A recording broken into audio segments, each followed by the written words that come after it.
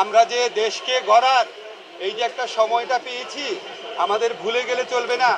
এই সময়টা আমরা অর্জন করেছি।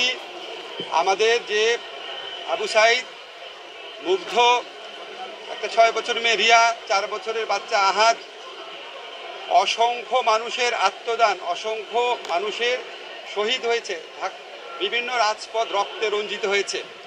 এত বড় একটা গণ অভ্যুত্থান বাংলাদেশের ইতিহাসে কেন, যে ছাত্ররা মিলে 25-26 বছরের ছাত্ররা মিলে একটা স্বৈরাচারী, একটা অত্যাচারী, নির্যাতনকারী সরকারকে ক্ষমতাচ্যুত করতে পেরেছে, এটা এই উপমহাদেশে না, পৃথিবীর ইতিহাসে খুব বিরল ঘটনা।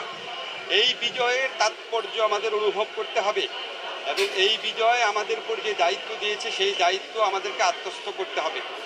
আমি মনে করি আমাদের প্রধান কনসার্ন হচ্ছে ল অ্যান্ড অর্ডার সিচুয়েশনকে রেস্টোর করা, তারপর যারা নিহত হয়েছে অবশ্যই তাদের বিচারের ব্যবস্থা করা, এবং এটার পিছনে যত শক্তিশালী মানুষ থাক, যে দেশেই পালায় যাক বা যেখানেই পালায় যাক,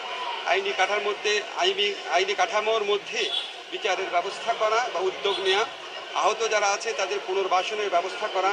আমাদের যেসব মানুষ যে স্যাক্রিফাইস করেছে, তরুণ ছাত্র জনতা, তারা স্যাক্রিফাইস করেছে একটা বৈষম্যহীন সমাজ গড়ার জন্য, শোষণমুক্ত সমাজ গড়ার জন্য। এই শোষণমুক্ত বৈষম্যহীন সমাজ গড়ার জন্য আমাদের যে রাষ্ট্রীয় প্রতিষ্ঠানগুলো আছে, বিশেষ করে পুলিশ, বিচার বিভাগ, জনপ্রশাসন, তারপর দুর্নীতি দমন কমিশন, বিশ্ববিদ্যালয়গুলো, পাবলিক বিশ্ববিদ্যালয়গুলো, এখানে থরো রিফর্মে আমরা চেষ্টা করব। আমাদের লক্ষ্য থাকবে, আমরা তো আসলে দেখেছি মানে আমাদের অনেক রাজনৈতিক সরকার এসেছে কিন্তু ওনারা রিফর্মটা সেভাবে করেন না দেখি এরকম অপশক্তি বারবার সুযোগ নিতে পারে। আমাদের কাছে এই যে এত মানুষের আত্মদানের বিনিময়ে আমরা যদি এই বেসিক কাজটা না করে যাই, তাহলে তো এই আত্মদানের মাহাত্ম্য থাকবে না।